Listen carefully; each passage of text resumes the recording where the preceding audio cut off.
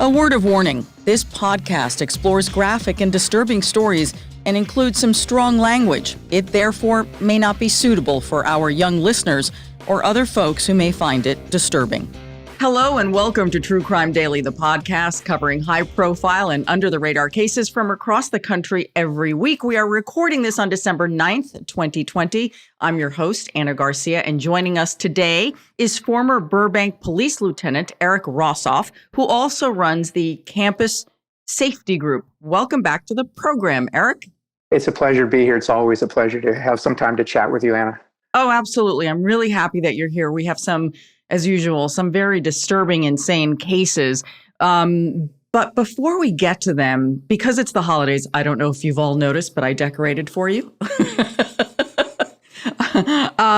We wanted to talk about our own personal safety, because I think everyone is aware right now, Eric, that crime across the country is up. And we are all, as individuals, because of everything that's going on, probably feeling even more vulnerable than ever.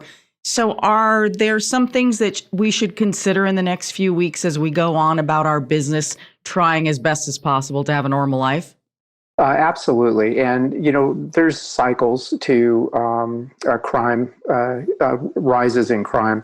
And definitely a bad economy would be one of those factors that then we see a tremendous rise in property crimes and thefts and such.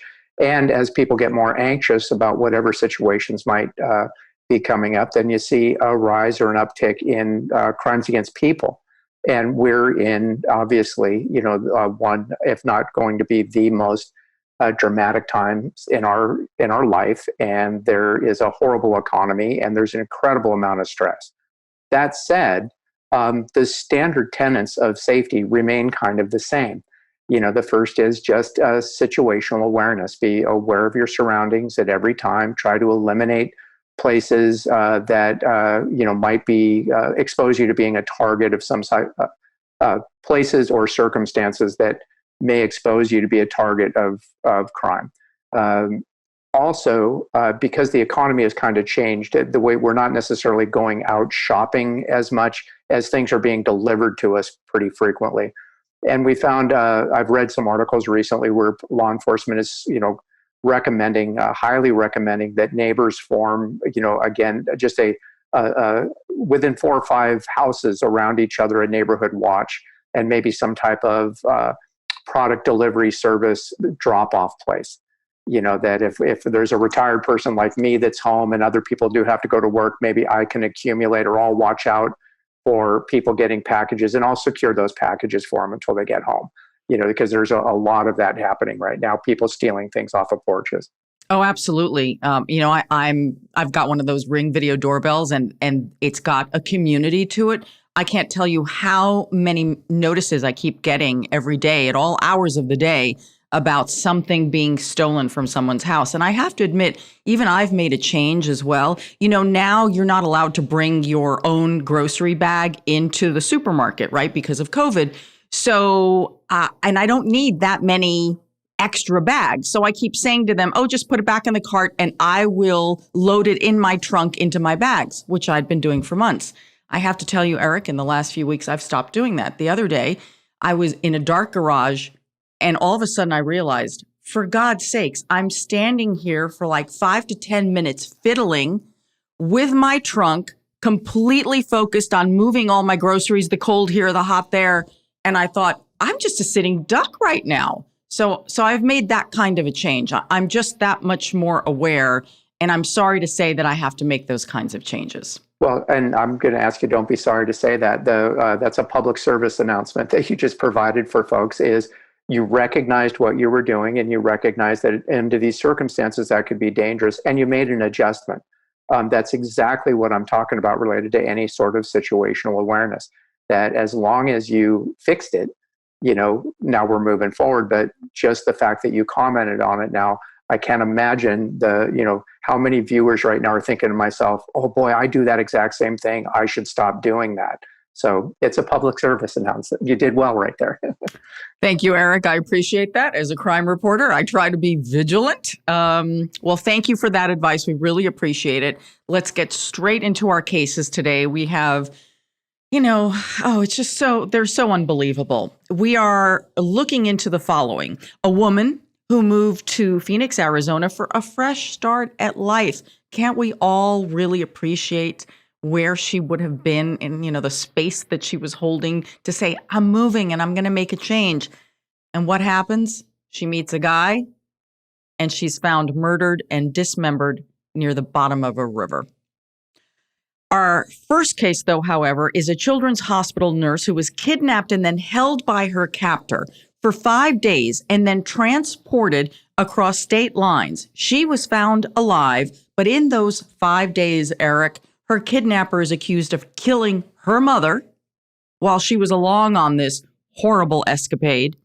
And he was eventually killed in a shootout with the FBI. That is how the nurse was freed. It's like a movie. You can't even believe that this actually happened. Authorities knew that they were dealing with a really dangerous situation when the nurse was reported missing on Thanksgiving. And also on Thanksgiving, her mother was found dead, discovered by a separate set of police. So at this point, you have two police departments saying, dear Lord, we have an abduction, we have the murder of her mother. So something very seriously is going on. And over the course of those 5 days, the police knew that these two crimes were connected, but they didn't know how. And of course, they couldn't completely rule out that somehow maybe the nurse was involved in all of this, right? It's a holiday, it's a murder, it's family. So let's take a look at the details of the crime. Eric, I do want to ask you before we go into the details, when you have something like this, you have two separate crimes occurring within a family, are you thinking, the universe of finding who may be responsible is really tiny? Because they clearly have to be related. Yeah, generally speaking, going into it, you would think the solvability factor of this is high. That when, at first we have the abduction like you talked about, and at first glance, that was a missing person. It was relatively a low priority. Someone's reporting that someone's not generally where they would normally be. And as you investigate that, there may be bits and pieces that you start to see that would be, okay, well, now it's a little bit more suspicious. Does the scene where she was last known to be, does it look like there's signs of a struggle or whatever? But relatively quickly, you fold in, right, that if I'm investigating this missing person, one of the things that I'm going to do is reach out to family members, right? And now all of a sudden, the first family member that you would reach out to would be mom, and we're finding out in another community the mother's been murdered. And now we've joined these two things together, that there's no chance that these are coincidental, that there's some type of a nexus between it, and either the missing person is in huge peril or the missing person is complicit in a murder. And we don't know that answer, but we're working from that foundation. Exactly. And those 5 days were incredibly long, both for the victim of this abduction and presumably she witnessed the murder of her mother, plus what police were trying to get to. Because obviously, if you have one person who's dead, there's likely the possibility of either one more being dead or that someone else is in peril. So here are the details of the crime. 45-year-old Nicole Branowski of Cuyahoga Falls, Ohio, was last seen on Wednesday, November 25th at 6:35 p.m. This is the day before Thanksgiving. Now, in addition to being a hospital nurse, she also worked as a nurse for the Akron School District. She was reported missing by her ex-husband the next day on Thanksgiving.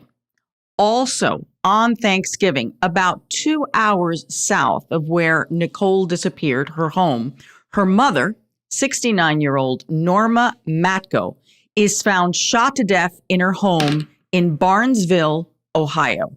Okay? Now, if that is not horrific enough, reportedly her killer, the killer of the mother, carved some kind of symbol or word on her back, and he raped this elderly woman. So already you have not just a horrific and violent crime. Now this is like Manson type crazy. I mean, to carve something on someone's back? Yeah, when you start at a baseline of homicide, you're about as bad as you can be. And you imagine the degrees then of not just a homicide, but the type of homicide and the psychosis that must be going on related to, as you're investigating that crime scene, who you're looking for and the type of person that you're looking for. Right. Because this is not like, oh, I just snapped. This is not, a crime of opportunity. I came in and I had to steal something, right? It's not, there's something else going on here. This takes it to a whole other level. And it's already horrific to begin with, without question. So apparently it didn't take very long for police to kind of come up with a potential suspect, even though they did not release this to the public. The FBI quickly became involved because they believed that 47-year-old James Hawley, also known as Ahmaud David, was the one to kidnap Nicole. And here's the reason: because Nicole and James had dated, apparently. This is according to the Belmont County Sheriff. He's the one who said they had some type of relationship and then the relationship ended. He didn't say anything more than that at a news conference, but I think we can interpret that to be, some form of dating, whether it was a short relationship, just one date. We don't know the details of it. So the sheriff made it clear that they were no longer together. To make this even a more of a small town tragedy, if you will, the same sheriff is the neighbor to Nicole's mother, who was murdered. And he became emotional at a news conference once everything was solved and Nicole was rescued. Here's a clip of that. This is a very important day for us. Excuse me for a minute, because I knew him personally. We had a murder last Thursday, Thanksgiving Day, that we was informed. Just wanted to say that it was one of our local resident, Norman Matco, who I think was age 69, that was murdered. These were good people, are good people, and we live beside, we're neighbors. So it does come on. Obviously, it's very hard when you know the victim of a crime. And Eric, I understand, you know exactly how the sheriff was feeling. Yeah, listen, I'm a lifelong resident of Burbank. I was born here, raised here. I'm raising my family, and as a police officer here for 31 years, would unfortunately, from time to time, you would have to respond to someone that you knew in very bad circumstances. As a matter of fact, I feel for that sheriff, because I in my own personal law enforcement experience, I remember the first time that I ever found myself spontaneously started to cry on the job. There was a death investigation, and it wasn't a homicide or anything, just a simple death investigation. And when I got to the location, it was my third grade teacher who I just adored. And I remember I talked to people, and I took the information, and I went out to my car, and I couldn't drive the car. I just sat there for a little bit, and it just brought back this wave of emotion about this wonderful person in my life who had just passed away.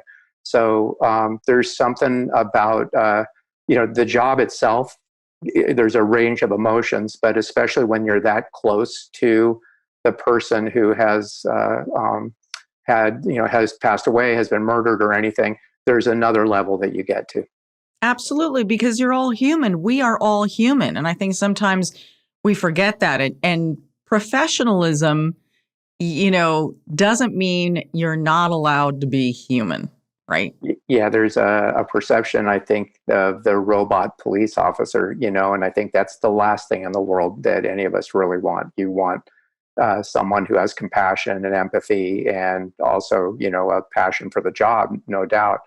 But I 100% can feel where that sheriff was coming from. Yeah, really. You can really sense what a small town it is. And presumably he would have known some of Nicole, right? He it's just terribly sad. Well, this is not the end of the story, however.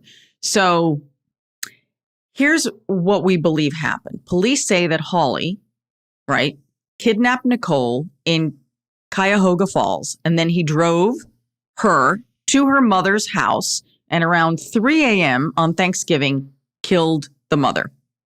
Then Hawley took the mother's car, took Nicole with him, and drove to Cleveland. That car was later found abandoned and set on fire.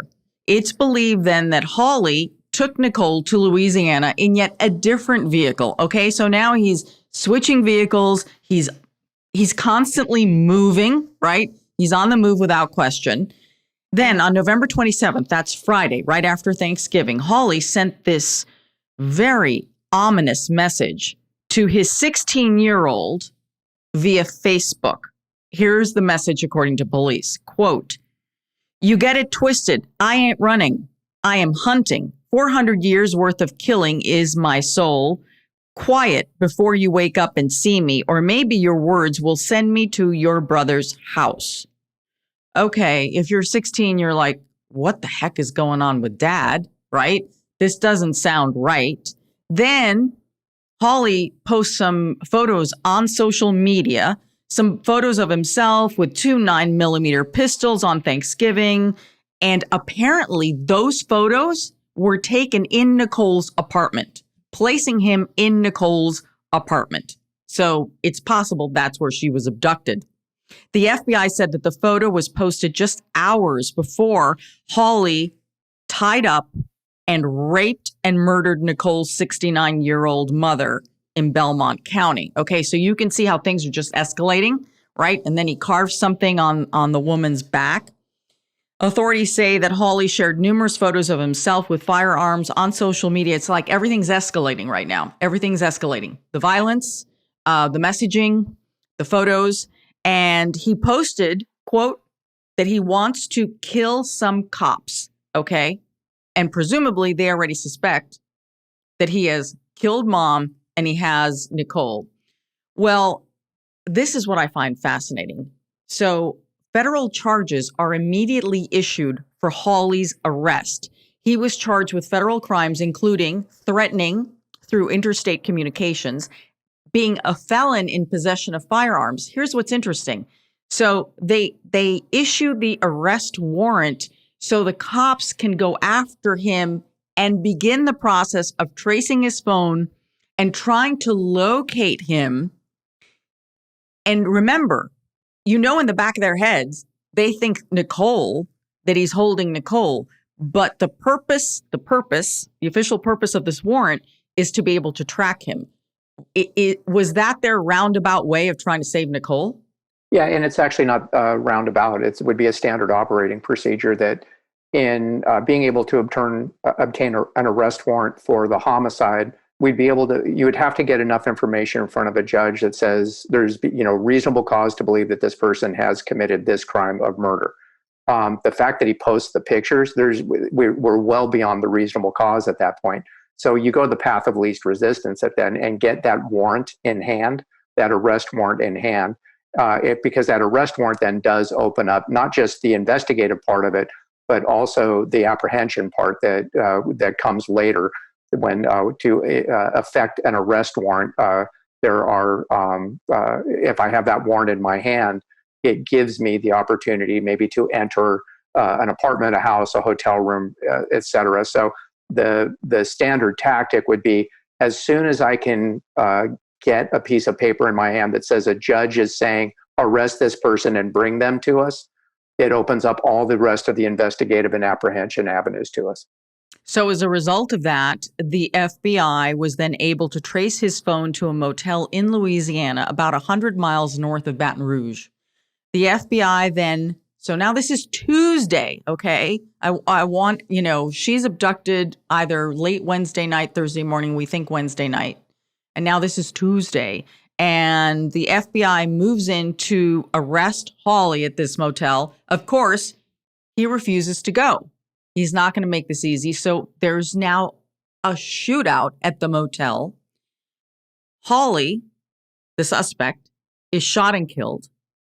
And an FBI agent is also wounded, has to go to the hospital. And the amazing thing is, Nicole is alive and safe. Shocking. That can you imagine? I mean, bullets are flying everywhere. She's got to be so terrified besides everything she's been through the last 5 days. And she actually gets rescued in like a crazy Rambo Terminator style. It's incredible that she wasn't struck by some sort of gunfire, including if Holly knew that, okay, now this is the end, and he'd already extracted, this vengeance against her family, that he wouldn't have shot her, and she wasn't hit by stray gunfire. Though it's just incredible that she survived that.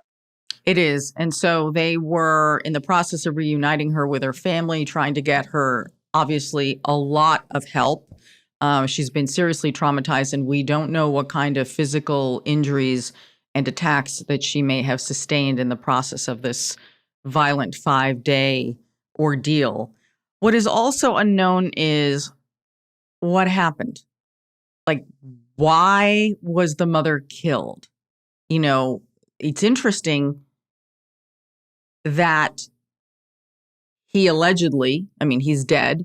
He took Nicole, right? He kidnaps Nicole. But why did they have to go to her mother's house, drive almost 2 hours away to get to the mother's house to kill her?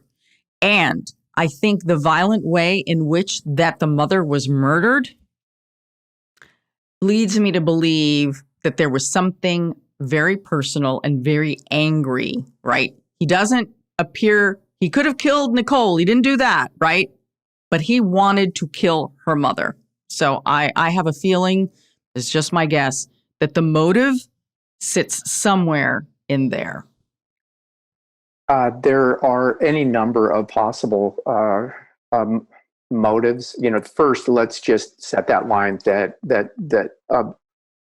the level of psychotic behavior, that's involved in this. Right. It could be that part of the reason that there's no longer a relationship between he and Nicole is because the mother intervened. Who knows? But these are all so tragic. But there are cases, where in a domestic violence type of a thing, a jilted boyfriend or lover will shoot and kill the person that they now focus on as ruined their life or whatever. But to take her, and then go to a relative's house and do what he did, there's more of like a plan there, more of a deviance that gets involved in that I'm going to show you. This is going to hurt you worse than being shot, type of a thing. And this is what I'm going to do because you did me so wrong. I wouldn't be surprised, Anna, if we don't hear that that Louisiana isn't a spontaneous place. That once we've flipped this far and he's into it, that there may be other people, whether it's in Nicole's greater world or just other people that he feels have wronged him. That this wasn't going to end until the FBI or some other law enforcement agency apprehended it or shot and killed him as it ended. Right. And no matter what the motive, there's no excuse for this. You can't do this, but people are always asking for the why. It's a form of trying to comprehend. It's a human reaction of trying to comprehend something that's incomprehensible. Now, even though he made some statements on social media that he clearly wanted to kill police, authorities say that they do not currently see Holly being tied to any kind of specific ideologies or groups or anything like that that may have somehow worked into this. I mean, look, I'm not going to use the word terrorism here, but he terrorized this family without question. Oh, absolutely. And we've seen this to a certain extent in other threshold cases where people have put on social media some type of connection or at least belief in an ideology, of whether it's a terrorist organization or whatever it might be, but no direct nexus. They just kind of feel I am some sort of, I'm going to right all the wrongs, or I'm a jihadist or whatever it might be, but there's no other real connection. There was a case here in Los Angeles not very long ago. You probably remember it, where a police officer who had been terminated from the Los Angeles Police Department went on a rampage. And, there was a I social covered media. that case. I covered that case. And you remember Yeah. his first target was the child of the person that he believed had done him wrong. And that's like I said, that's a whole nother level of dangerous psychotic behavior at that point, because then there's a plan. I'm going to make you suffer in a way that you made me suffer, and I'm going to have you stay alive to watch it. That's a whole different, that's movie stuff at that point. Right. Do you find anything extra troubling about the fact that he went on social media as part of this crime spree? I think that actually fits into that psychosis that we're talking about, because I believe that in his mind or other people's minds like that, they think that they're communicating to the world. That, now it's the spotlight is on me and everybody is watching what I'm doing, and it's fueling, this thing. What they don't really understand is there's maybe a dozen people, that are paying attention to what he's saying. And, half of those or more are federal and state law enforcement, that are tracking him down. So it ended up his false bravado, the self-aggrandizement was actually what led police to him in the first place. That it wasn't his statement, him putting a stamp on it, okay, world, here I am. It was, okay, FBI, here I am. And ended up with him being shot and killed. Well, there are so many things that are missing, so many details about what really happened, that I hope that if information is released after a debrief with Nicole, if we get a good update, we will share that with everyone, because I think we all really want to understand this crime a lot better. I can tell you too, I'll add into that, Anna, that the FBI will pour over every segment of this case, because as we've discussed a couple of times now, this is a different echelon, of criminal, and there's a profile in that.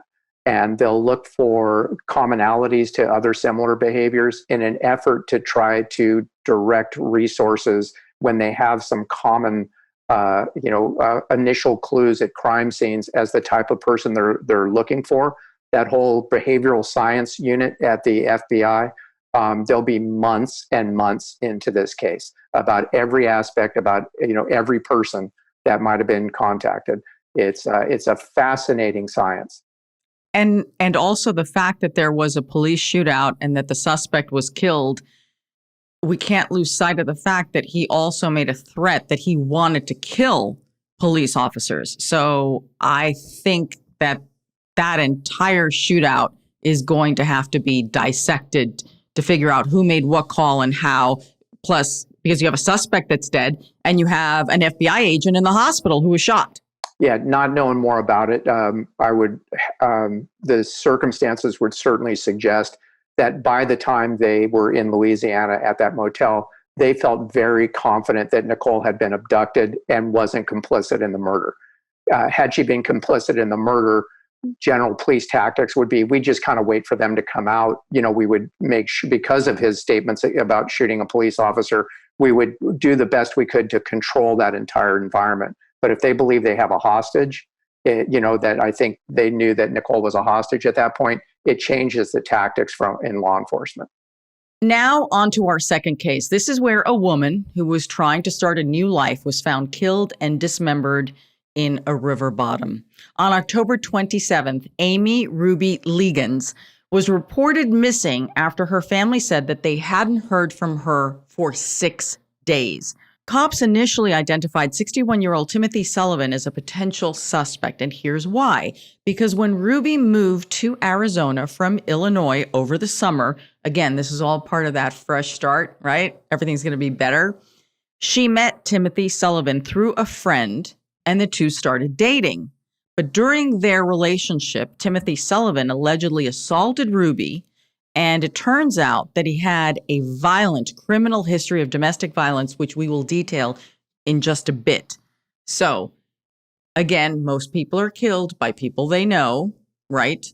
Not saying automatically that he's going to be a suspect, but he was certainly on the short list. And then what happened solidified his position to be moved up to suspect number one. Yeah, the standard operating procedure, every homicide investigation or missing person investigation actually is, back in my day, years ago, it was you found the phone book the personal phone book of the missing person or the victim of a homicide, and 80% of the time you were going to find the name of the person responsible, or at least someone who was going to give you important information inside that book. Today, I imagine it's cell phone records. Have replaced all that, but it's the first step of trying to locate somebody or identify a suspect in a homicide. Well, police say that Timothy went to great lengths to cover up his crime and dispose of Ruby's body, but in doing so, he actually left a trail of evidence. So police initially contacted Sullivan, and they say that he was living with an ex-girlfriend in Scottsdale, Arizona. They interviewed him about a week before Ruby Ligon's body was actually discovered. Sullivan allegedly told police that he had met Ruby before. Yeah, okay, they dated a little bit, but they really were not in a relationship. That's what he said. So this is when the evidence starts coming out. Authorities say that they found a bottle of bleach, latex gloves, a scrub brush, bedding, and a duffel bag inside of Sullivan's car at that Scottsdale address where he was staying with his ex-girlfriend. Items in the car, as well as items found during a sweep of Sullivan's property, plus a search of his cell phone records, led to the discovery of Ruby's body, according to investigators. Investigators searched the home with a search warrant. This was the Scottsdale home. And that's where they found something bizarre. They say the backyard area was covered in mulch and that there were burned pieces which were later identified as human hair, women's clothing, and a bracelet. Okay, how often do we see that the killers try to burn the bodies of their victims? We see this all the time. It's pretty common in some sort of, aftermath of, oh my gosh, what just happened, or I've done this. How am I going to hide the fact that I've done this? And then that usually ends up in some incredibly clumsy or even multiple clumsy attempts to cover it up. So as a result of searching and mining his cell phone records and where he had been through his GPS, they located Ruby. So on November 17th, part of Ruby's body was found near river bottom in Phoenix. Her body showed obvious signs of trauma, obviously. On November 25th, Sullivan was taken into police custody. And according to the records, Sullivan allegedly admitted to killing Ruby after they had an argument. He said she was yelling at him and that he snapped. Okay.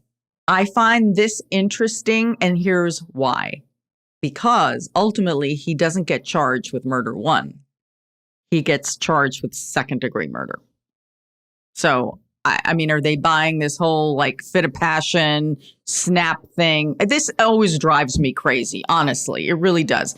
There is a woman who is dead. Her body parts are scattered all over the place. She clearly died a hideous, violent death. How is this not murder one? It's when the case arrives at the district attorney's office, the district attorney, will usually take a look at it and said, what is my most likely conviction? And unfortunately, and who's to say, right or wrong to it, but the district attorneys that I've worked with in the past would generally, on homicide cases, will generally charge what they would consider charge up and say, we can prove second-degree murder here, which might be a heat of passion type of murder. However, I'm an advocate for the victim here. I don't have the victim's side of the story other than the trauma and, the other forensic evidence that I might be able to obtain. So I'm going to file a first-degree murder, and then we'll let this play out.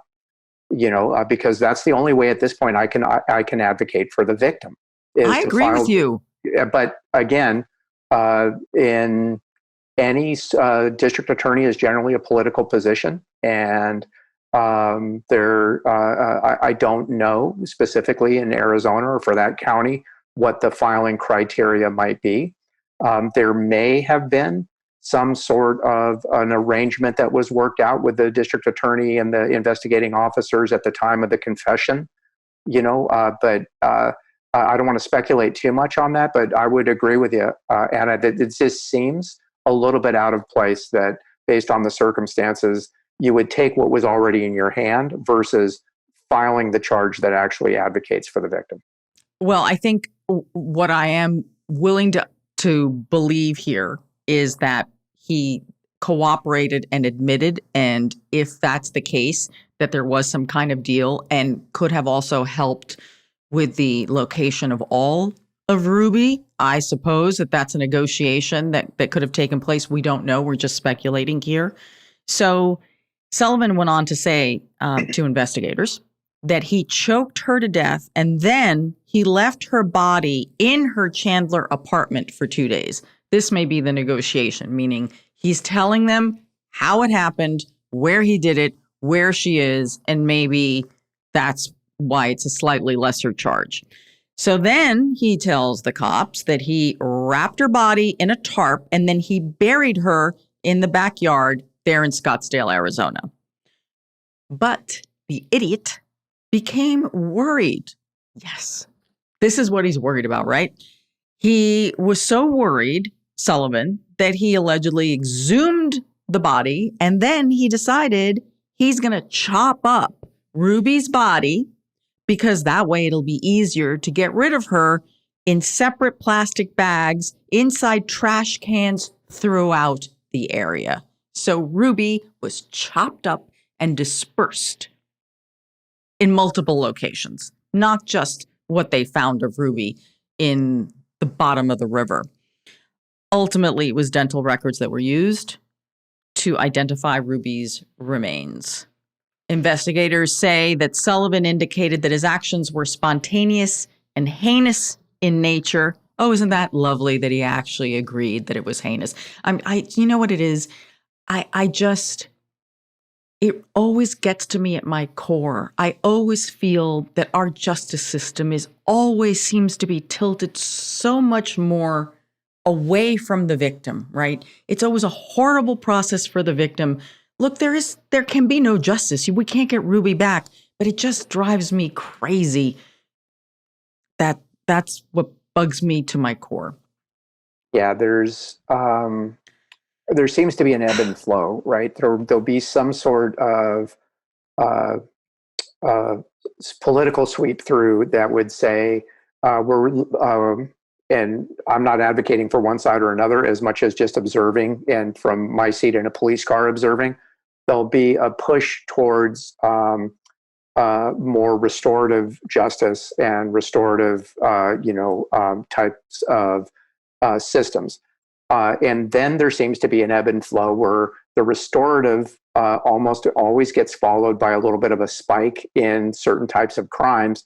And then all of a sudden we'll get things like the Victims' Bill of Rights, and we're going to 3 strikes laws. And at any given time, there doesn't ever seem to be a balance in the middle, at least in my 31 years of law enforcement, that yes, sometimes absolutely restorative is the way that we should be approaching some of these things. But then there needs to be an accountability and a punitive aspect, and murder would seem to always be one of those punitive things, and regardless of most of the circumstances that there is, we seem to be in an area now that it's almost like a rubber stamp process, and we have a dead person at the, on the front side of that process. Well, but Eric, here's why I take such exception here, and why I'm just at my core so angry at this Sullivan guy, because he has a violent history against women. He nearly killed another woman, according to a former victim of his, and he was out on probation when he did this to Ruby. Okay? So that makes me very angry that this could have been avoidable. Let's look at Timothy's background. So Susan Davidson of Phoenix, Arizona, told TV station KPNX that Sullivan tried to kill her in 2014.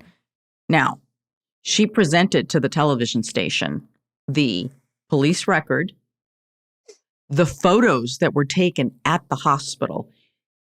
She had massive bruises on her neck, her eye. She lost her teeth. It was a beating like none other. She survived. He punched her more than 20 times and choked her, resulting in that punctured eye. He took a plea deal. This is a man with experience with plea deals.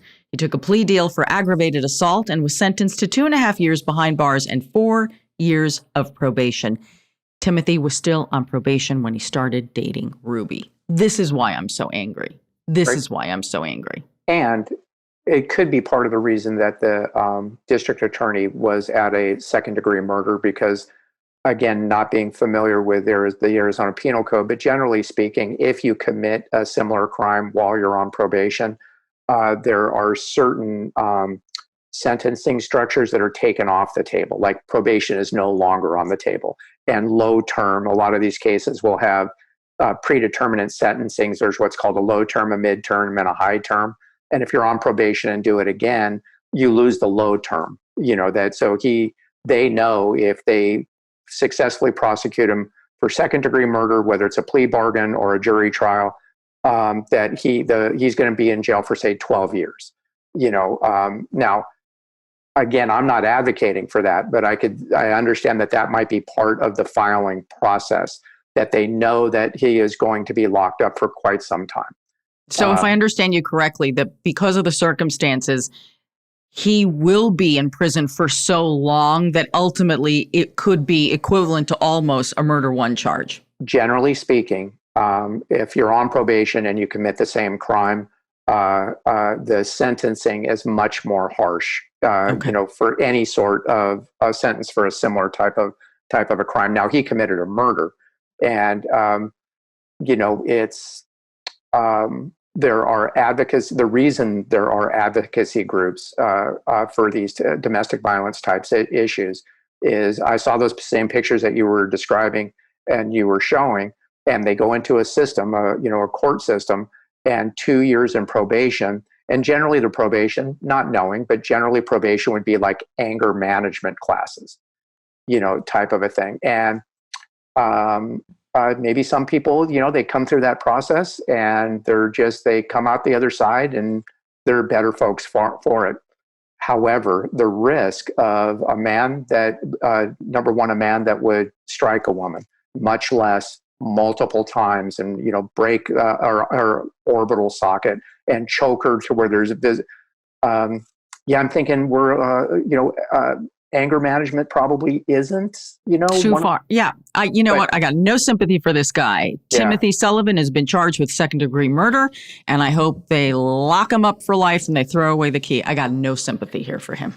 Yeah, I'm joining your club on that. It's, I suppose we can look at it like he got another bite at the apple, and this is what he did as a result. And so, I have zero sympathy here. Zero. In our comments section today, we actually have an update on a murder that outraged so many of you. It's the murder of Fort Hood soldier Vanessa Guillen. The Army finally took action and has fired or suspended 14 people at Fort Hood as a result of an independent investigation into violence on that base, including murders, sexual assaults, and a rash of suicides. 25 soldiers assigned to Fort Hood have died due to suicide, homicide, or accidents, and including the bludgeoning death of soldier Vanessa Guillen. That is an awful lot of violence taking place on a military base, presumably with enormous security measures. Now, the case of Vanessa, in case you don't remember, she was missing for about 2 months before her remains were found.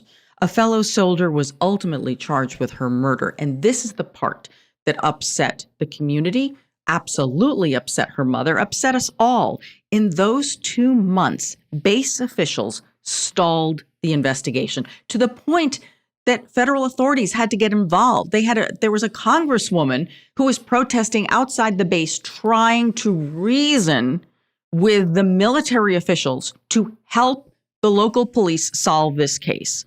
They stalled the investigation. The family says that there was a cover-up because Vanessa had confided in her family that she was being sexually harassed by her superiors, right?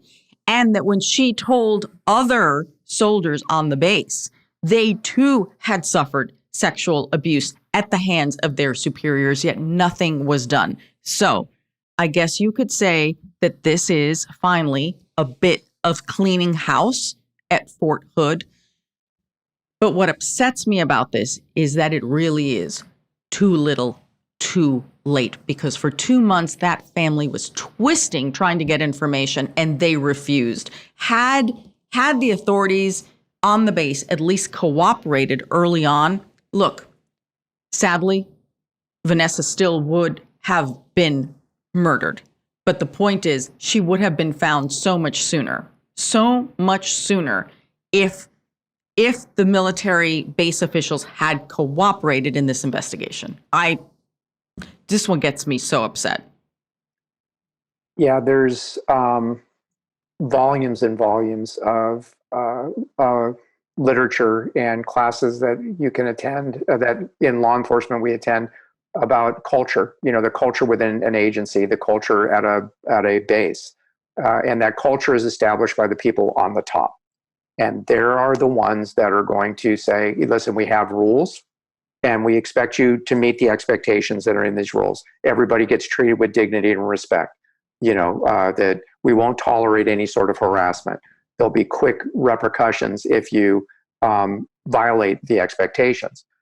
Well, in dysfunctional culture, the people at the top either turn a blind eye to or just totally disregard the rule. And then as soon the higher you go in the organizational chart that aren't, holding people accountable, specifically themselves, that just permeates then down through to the person with the boots on the ground. It happens in law enforcement. It happens in the military. It happens in corporate America. That once that culture is established, number one, it can be incredibly difficult to penetrate, as we see here with the fort. But even think about all what we're learning from local law enforcement. Part of the angst about local law enforcement is the police officers all seem to be behind a very big, thick wall, and the public really doesn't know what's going on. And that whole transparency movement. And part of that is sometimes, there are protections in place, but other times it's the agency itself. I don't want you to see my dysfunction, because the larger the gap between the expectation, that's the safest place for everybody to be, and the application where the boots are on the ground, the larger that gap is, the more dangerous it is for everybody that's on that base, or the more dangerous it is for everybody in that police department. So this 25 soldiers, homicide, suicide, accidents. That is a lot of human life. So I think it's the right thing to do is to clean house. I hope that that's enough of a cleaning. I don't know, 14 people on a massive military base is enough, but it's a start. It's a good reaction. And I think some of you also agree, because here are your comments. Aisha M. writes, sketchy place. You'd think it's safer on a base, but obviously not. Exactly. That's what Vanessa's family thought. Susan C., something is terribly wrong over there. Need to investigate more. I agree. Not done yet. And Joy A. writes, this is insane. Here's the other story. This one's crazy because we need one. Let's end on something. An upstate New York mayor, apparently the target of a sting operation, ends up throwing crack cocaine out of the car window in an effort to get rid of the evidence. Because if you throw it out, then you can get away with the crime. The mayor of Messina, New York, was arrested for allegedly throwing crack cocaine out of his car after failing to pull over during a traffic stop. Agents from an undercover operation in association with the U.S. Department of Homeland Security, they were watching this mayor, all right, pulled over Timmy Courier's vehicle on suspicion of drug sales and possession. Cops say that they saw the mayor throwing out about a gram of crack from the passenger window, so they must have been coming up on the driver's side, and he quick threw it out the other side. They'll never find it. Yeah, he must have been under the influence when he came up with this plan. Timmy Courier, here's the best part, used to be the police chief of Messina for more than 20 years before being elected mayor in 2014 and then being reelected in 2018. 2018. The mayor of Messina. Everybody? Yeah. Yeah. Nothing we can say. Well, I think had he thought it through, it would have been, boy, am I glad to see you guys. I was just bringing this down to the police station to turn it in because I found it someplace. But he wasn't quite that quick to come up with it. But well, that's clever, Eric, but I wouldn't have bought that one either. I've run into that, made a traffic stop where somebody had narcotics in the car. And when I walked up to the window, they said, I was just on my way down to the police station to turn this in. Wow. What a good doobie. Yeah, well, I'm going to take you and the narcotics to the police station with me. And there you go. I'll give you a ride. And Diane T. writes, every person with high rank should be drug tested periodically. I bet there's a lot more. I think that's probably true. And then Kim L. writes, Merry Christmas, Timmy. Yeah, Merry Christmas indeed. And with that, that is the end of this episode. Eric, we thank you so much for joining us. Thank you very much for having me. It's always, I love it when you tell us your personal stories. I really do. That helps, I think, understand situations and just makes it, that much more human. So thank you for that. Where can people find you on social media or your website? Thank you. The campussafetygroup.org. We have recently restructured into a nonprofit organization. And we're about to roll out a pretty robust marketing campaign to help schools be more safe. Excellent. Excellent. I wish you a very safe and happy holiday season. You can find me all on social media at Ana G News, Ana with one N. And I love to hear your comments. I can't wait to hear your comments on today's episode. As always, you can find our content on Spotify, Apple Podcasts, Stitcher, Google Podcasts, and of course on YouTube. And you can get updates by subscribing to our newsletter at truecrimedaily.com. It's a great crime family, as I like to say. We are almost 4.2 million strong, and I just love this community of people. So until next week, this is True Crime Daily, the podcast. I'm your host, Ana Garcia, and as we always say, don't do crime.